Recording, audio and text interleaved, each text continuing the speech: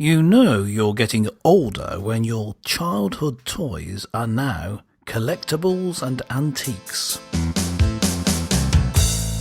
Hello and welcome to the Mark and Pete Show.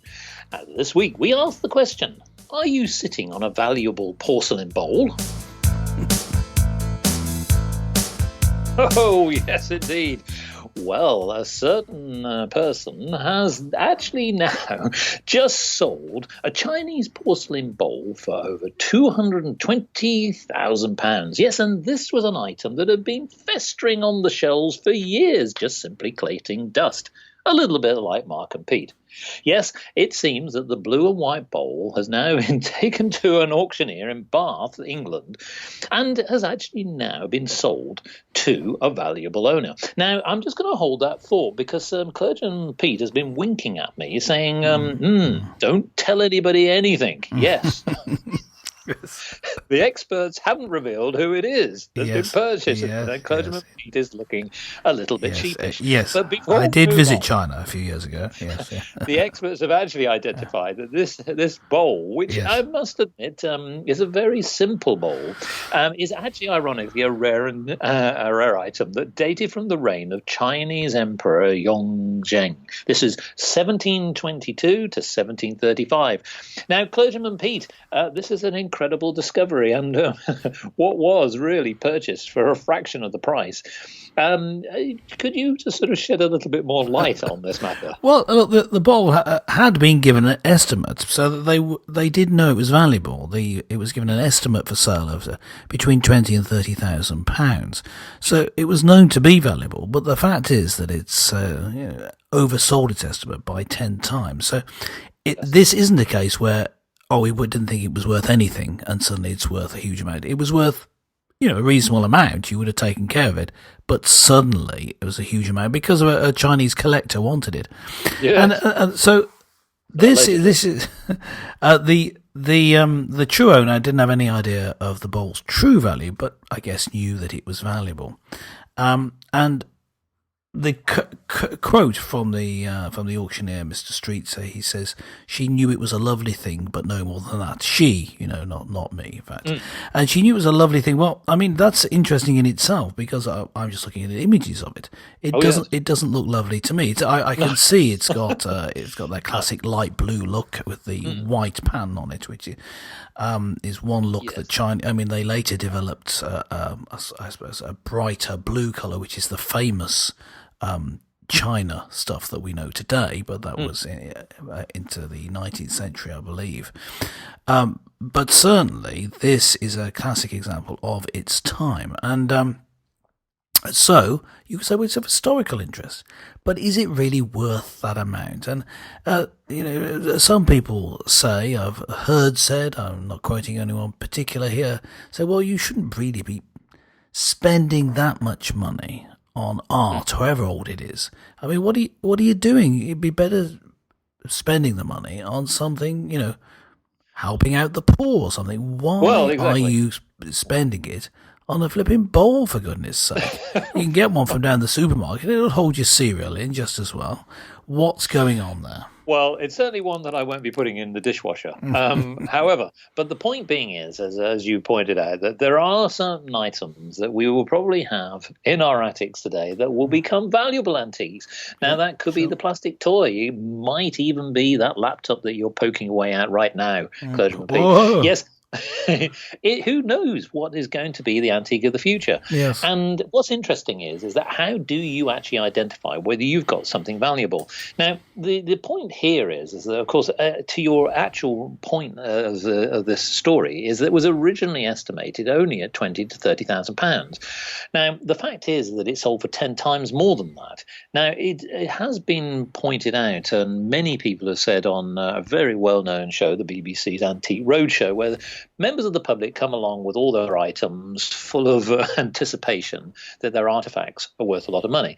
Now, the fact is that they could be worth something, but they could have an inherent value, meaning that they could have historical value, but not necessarily monetary value. And I think it's important to point this out, that many people get really excited when really the dollars start to mount. Because as you say, that the actual bowl itself isn't very exciting to look at, and yet it has some intrinsic value. Clearly, it's obviously something significant to the Chinese emperor's period. And of course, it's also about its rarity. There aren't many of these bowls around from that particular period. And so obviously that in itself makes it more significant. But I suppose the question then really is that is it still, even then, worth that amount of money? I mean, something that's approaching £250,000 can make a big difference to a hospital or a school, I agree. or, as you say, it could feed many mouths around the world. So somebody who has a lot of money, I guess, that you spent on this, that somebody spent on this money, on this bowl, could they perhaps have maybe paid the money with the view that some of the funds could have gone to charity? Yes. Would that be? And in this case, taken out of your pension fund, businessman. Well, but indeed, yes. the thing is that although I put forward the case that you could question whether you should spend the money on something such as a bowl rather than giving to the poor. Now, I was thinking of the poor. The bowl would hold a certain amount of food, but if you gave that money, you'd have loads of food to give away.